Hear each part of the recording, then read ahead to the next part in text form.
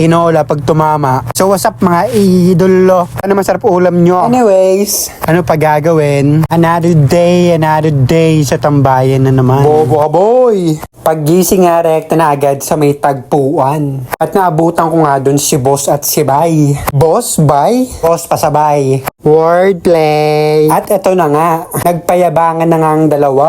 Kung sinong mas magaling sumentro. Gamit balatek na may bato.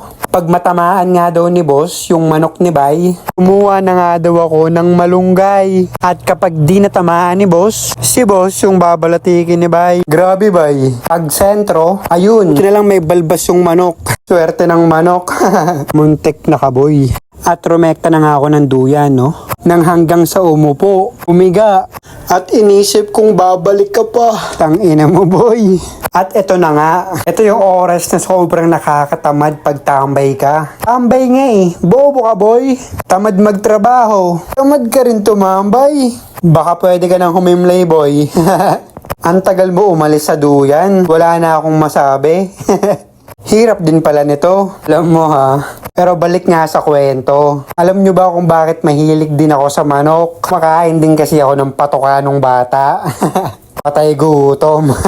Ayos lang, buhay pa rin. Tumasakit nga lang tagiliran. Puta, hindi na yata natunaw yung mga patoka.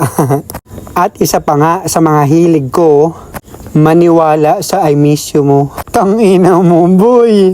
Tigil mo yan. At dahil nga hapon na rin, pinasok ko na yung mga bunso namin. Anak ni Papa yan eh.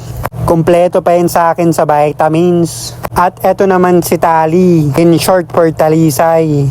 2 panalo, walang talo. Aba wala kang choice boy, adobo talaga.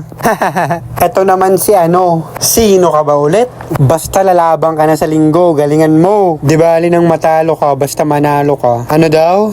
Bobo ka boy. Patalikod nga yung hawak ko sa kanya kasi nanunuka. Nirekta ko na rin sa kulunan. Kulunan ng puta. Kaya pa? Yan voice over pa, tanga. At pagkatapos ko nga silang ilagay lahat sa kulungan, papakainin ko na rin pati yung mga sisiw.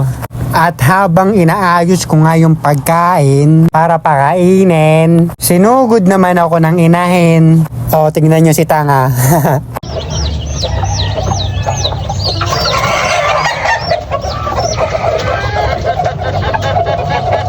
Sakit, di ba?